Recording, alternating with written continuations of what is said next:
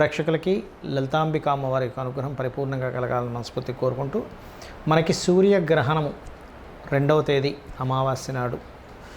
చాలామందికి సందేహం ఏంటంటే అసలు మనకు ఉందా లేదా అని అడుగుతున్నారు. మనకి ఇండియాలో లేదు, ఇది గుర్తుపెట్టుకోండి. దీని గురించి ఏమీ భయపడాల్సిన పని లేదు. మరి ఎక్కడుందండి? అమెరికన్ కంట్రీస్ సైడ్ ఉంది సూర్యగ్రహణం, గుర్తుపెట్టుకోండి. మనం గతంలో చెప్పినట్టుగా చంద్రగ్రహణ ప్రభావం అనేటువంటిది బయట కంట్రీస్లో విపరీతమైనటువంటి వర్షాలు వస్తాయని చెప్పుకున్నాం. అదేవిధంగా మనకు అక్కడ కనబడుతుంది. చైనా కావచ్చు, అమెరికా కావచ్చు, విపరీతమైన గాలులు వస్తూ ఉన్నాయి. అయితే ఇక్కడ ఈ సూర్యగ్రహణానికి 12 లగ్నాల వారికి ఏ విషయాల పట్ల బాగుంటుంది, ఏ లగ్నాల వాళ్ళకి లేదా ఏ రాశి వారికి బాగుంటుంది, ఎటువంటి పరిహార మార్గం చేసుకోవాలి, ఎటువంటి జాగ్రత్తలు తీసుకోవాలనే విషయాన్ని ఇప్పుడు మనం ఒక్కొక్క లగ్నరీత్యా తెలుసుకుందాము. లగ్నం తెలియని వారు రాశిపరంగా చూసుకోవచ్చు. ఈ విషయాలు చెప్తుంది నేనైనప్పటికీ కూడా చెప్పిస్తున్న సాక్షాత్ లలిత అమ్మవారిగా భావిస్తూ ఒక్కొక్క లగ్నం గురించి మనం తెలుసుకుందాం.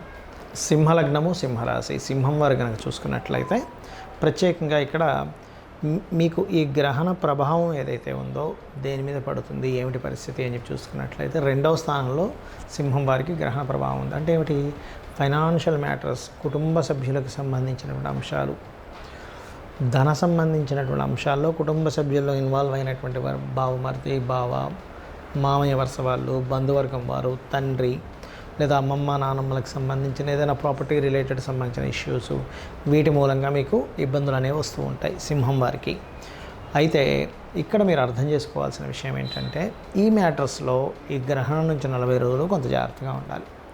ఇది చూసుకుంటే సరిపోతుంది. మరి గ్రహణం మన ఇండియాలో ఉందా లేదంటే అసలు ఇండియాలో లేదు, విదేశాల్లో ఉంది, అమెరికన్ కంట్రీస్లో ఉంది. అక్కడ ఉండేటువంటి వారికి దీని ప్రభావం ఎక్కువగా ఉంటుంది, ఇక్కడ ఉండేటువంటి వారికి పెద్ద ప్రభావం ఉండదు. కాకపోతే కొంత జాగ్రత్తగా ఉండండి ఈ విషయాల్లో.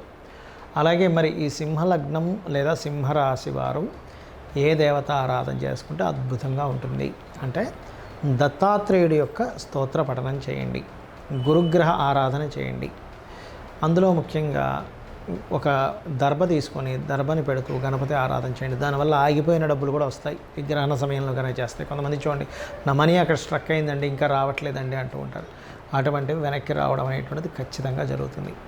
అలాగే మరొక విషయం ఏంటంటే ఇక్కడ జయ గురుదత్త, శ్రీ గురుదత్త అనేటువంటి నామస్మరణ లేదా దిగంబర శ్రీ పాదవల్లభ దిగంబర అనేటువంటి నామస్మరణ, పసుపు తీసుకొని లేకపోతే కొంతమంది పసుపు కొమ్ము చేతితో పట్టుకొని చేస్తూ ఉంటారు. మీకు గురుబలం తక్కువగా ఉందండి అని అనుకునేటువంటి వారు పసుపు కొమ్ము చేతితో పట్టుకొని చేయండి, ఇంకా చక్కటి ఫలితాలు వస్తాయి. అదేవిధంగా ఇక్కడ ఈ అష్టమ స్థానంలో మీకు చంద్రగ్రహణం జరిగింది ఒక 2 వారాల క్రితము. ఇప్పుడు సూర్యగ్రహణం జరుగుతుంది. చంద్రగ్రహణం అష్టమంలో జరిగినంత మాత్రం పెద్ద ఇబ్బంది ఏమి ఉండదు, కానీ సూర్యగ్రహణ ప్రభావం మాత్రం కుటుంబ సభ్యుల మీద చూపిస్తూ ఉంటుంది. కాబట్టి ఈ సమయంలో కొంతమంది ఏం చేస్తారంటే తూర్పు భాగంలో కొంత దోషం ఉంటుంది. అంటే ఏంటి? తూర్పు భాగంలో పెట్టకూడని వస్తువులు పెట్టడం, అంటే ఆ గ్రహణము దాని ప్రభావం చూపిస్తూ ఉంటుంది. కాబట్టి ఈ విషయాల్లో కూడా కొంత జాగ్రత్తగా ఉంటూ దత్తాత్రేయుడి యొక్క ఆరాధన చేయండి. మీకు వీడియో ఎండింగ్లో ఎటువంటి దానాలు ఇవ్వాలో కూడా చెప్తాను. అది వీడియో ఎండింగ్ వరకు వినండి, మీకు ఏ దానాలు ఇవ్వాలి, ఏం చేసుకోవాలో కూడా తెలుస్తుంది. గ్రహణం తర్వాత గ్రహణ దోషం ఉన్నటువంటి వారు ఏ దానాలు ఇవ్వాలి గుర్తుపెట్టుకోండి. గోధుమలు 1 కేజీ, కేజీంబావు గోధుమలు, కేజీంబావు బియ్యము, మినుములు, ఉలవలు, ఈ 4 పదార్థాలు తీసుకోండి. అదేవిధంగా సూర్య ప్రతిమ, చంద్ర ప్రతిమ అని ఉంటాయి మనకి పూజా సామాగ్రి స్టోర్స్లో దొరుకుతుంది. అదేవిధంగా మీకు నాగపడిగ ప్లస్ దీంతోపాటు ఒక చిన్న ఇత్తడి గిన్నె తీసుకొని దాంతో నెయ్యి కూడా, ఆవు నెయ్యి కూడా పెట్టి, స్వచ్ఛమైన ఆవు నెయ్యి పెట్టి వీటిని దానంగా ఇవ్వాలి. మరి ఎప్పుడు ఇవ్వాలి? గ్రహణం అయిపోయిన తర్వాత ఆ రోజైనా ఇవ్వచ్చు. అదేవిధంగా మనకి నెక్స్ట్ డే కూడా ఇవ్వచ్చు, ప్రాబ్లం ఏం లేదు. అయితే ఈ గ్రహణ ప్రభావం మాత్రం 40 రోజులు ఉంటుంది, గుర్తుపెట్టుకోండి. మరి ఇక్కడ చాలామందికి ఏమండి నాకు డేట్ ఆఫ్ బర్త్ లేదు, టైం లేదు, నాకు అసలు ఏ రాశో కూడా తెలియట్లేదు, అలాంటప్పుడు నేను ఇవ్వచ్చా అని అడుగుతూ ఉంటారు. ఖచ్చితంగా ఇవ్వచ్చు, దోషమేం లేదు. అదేవిధంగా ఏ రాశో కూడా తెలియనటువంటి వారు జాగ్రత్త తీసుకోవాల్సింది ఏమిటి అంటే ముఖ్యంగా అప్పుల విషయంలో జాగ్రత్త పడాలి. సూర్యగ్రహణం న్యాచురల్ 6th హౌస్లో జరుగుతుంది కాబట్టి అనవసరంగా లిటిగేషన్స్లో ఇరుక్కుంటాను అనుకునేటువంటి విషయాల్లో జాగ్రత్త పడాలి. అంటే మనం ఊరికనే పోయి ఇందులో లిటిగేషన్స్ ఇరుక్కుంటాం, అటువంటివి ఏమైనా ఇరుక్కుంటామా లిటిగేషన్స్ అనుకునే విషయాల్లో చాలా జాగ్రత్తగా ఉండాలి. మీకు date of birth, time of birth లేనటువంటి వారు ఆరోగ్య సంబంధించిన విషయంలో జాగ్రత్త పడాలి. ఇది ఒకటి గుర్తుపెట్టుకోండి. అదేవిధంగా మనకు ఆ రోజు అమావాస్య కూడా వస్తుంది కాబట్టి అమావాస్య నాడు అమ్మవారి ఆరాధన చాలా మంచిది. మరియు ఈ అమావాస్య తర్వాత మనకి నవరాత్రులు వస్తున్నాయి కాబట్టి అమావాస్య రోజు పాటించాల్సింది కూడా ఏమిటంటే మీరు చక్కగా మధ్యాహ్నం పూట అంటే నెక్స్ట్ డే మనకి అమ్మవారి నవరాత్రులు స్టార్ట్ అవుతున్నాయి కాబట్టి మధ్యాహ్నం పూట నెయ్యి కలిపినటువంటి అన్నాన్ని తీసుకోండి. ఇది శాస్త్రంలో ఉన్నటువంటిది. రాత్రికి పలహారం తీసుకోండి. అలాగే అమావాస్య నాడు పూర్తి లలితా సహస్రనామాలు శ్రవణము లేదా పఠనం చేయండి. ఏమండి నేను ఆకలితో ఉండలేను అని అనుకునేటువంటి వారు పాలు లాంటివి తీసుకోవచ్చు ఉదయం పూట.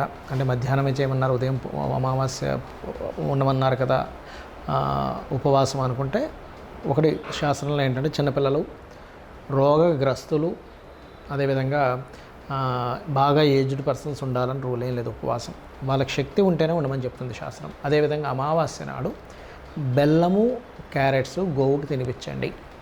నవగ్రహాలకి ముఖ్యంగా నాకు ఏ డేట్ ఆఫ్ బర్త్లు ఏమీ లేవనుకునేటువంటి వారు ఇంకో రెమెడీ కూడా చేసుకోవచ్చు. ఏమిటది? గ్రహణ ప్రభావం పడకుండా ఉండాలంటే ఈ 40 రోజులు ఉంటుందని చెప్పాం కదా దీని ప్రభావము. వీలున్నప్పుడల్లా కూడా రోజు పెడితే ఇంకా మంచి దీపారాధన నవగ్రహాలకి. లేనట్లయితే రవి, చంద్ర, రాహుకేతు గ్రహాల దగ్గర దీపం వెలిగించండి. ఎందుకంటే చాలా ప్రదేశాల్లో దానం తీసుకునే వాళ్ళు ఉండరు. ఇంకొన్ని ప్రదేశాల్లో అయితే, విదేశాల్లో అయితే అసలు గ్రహణం దగ్గర నవగ్రహాల దగ్గర దీపమే పెట్టనివ్వరండి అంటూ ఉంటారు. అలాంటప్పుడు దానికి దూరంగా ఒక ప్రదేశం ఉంటుంది దీపం పెట్టడానికి. అక్కడ మీరు ఇది రవికి, ఇది చంద్రగ్రహానికి, ఇది రాహుకి, ఇది కేతువుకి అని కూడా పెట్టచ్చు దీపం, గుర్తుపెట్టుకోండి. ఇలా చేసినా సరే దోషం పోతుంది. అలా కాదు పేదవాళ్ళు ఉంటారు ఎవరైనా, వాళ్ళకి ఏదైనా సరే భోజనం, గ్రహణ దోషం పోవాలనే సంకల్పం చేసుకుని భోజనం వాళ్ళకి తినిపిస్తే కూడా ఆ దోష ప్రభావం పోతుంది. అంటే ఇక్కడ మీరు పుణ్యం సంపాదించుకున్నారు, ఈ పుణ్యం వెళ్ళి అక్కడ దోషాన్ని తగ్గిస్తుంది. ఒకళ్ళ ఆకలి తీర్చినందుకు ఇలా చేయండి. అదేవిధంగా ఇక్కడ ఏంటంటే గ్రహణ సమయంలో చాలామంది ఏంటంటే ఏమండి ప్రెగ్నెన్సీతో ఉండేటువంటి లేడీస్ ఇక్కడ మనం ఉండాలంటే ఇండియాలో ఏమీ ఉండక్కర్లేదు. ఎందుకంటే ఇండియాలో రాదు ఈ గ్రహణం. బయట దేశాల్లో ఉండేటువంటి ప్రెగ్నెన్సీ లేడీస్ మాత్రం జాగ్రత్తగా ఉండాలి. అందులో ప్రధానంగా సూర్యగ్రహణం ఇక్కడ జరుగుతుంది కాబట్టి ఎవరెవరు ఎక్కువగా జాగ్రత్తగా ఉండాలి? వృషభ లగ్నం వారు లేదా వృషభ రాశి వారు మెయిన్గా జాగ్రత్తగా ఉండాలి. లేదా కన్యవారు, ఎందుకంటే కన్యలో గ్రహణం జరుగుతుంది కాబట్టి కన్యవారికి ఎక్కువ ప్రభావం ఉంటుంది. కన్యకి, వృషభానికి, మకరానికి ఎక్కువ ప్రభావం ఉంటుంది. ఇంకొంచెం ప్రభావం సింహానికి, తులకి ఉంటుంది. కానీ మంచి మాత్రం మేషలగ్నానికి ఉంటుంది, మంచి కర్కాటకానికి ఉంటుంది, వృశ్చికానికి, ధనస్సుకి మంచి ప్రభావం ఉంటుంది సూర్యగ్రహణం. కాబట్టి ఇవి చేయండి ఖచ్చితంగా. మీకున్నటువంటి ఇంకోటి ఏంటంటే గ్రహణము అనగానే మహర్షి మనకు చెప్పిన కాన్సెప్ట్ ఏంటంటే ఇది ఒక యోగం. ఇది ఒక యోగంగా అనుకుని ఆ సమయంలో జపం చేయండి.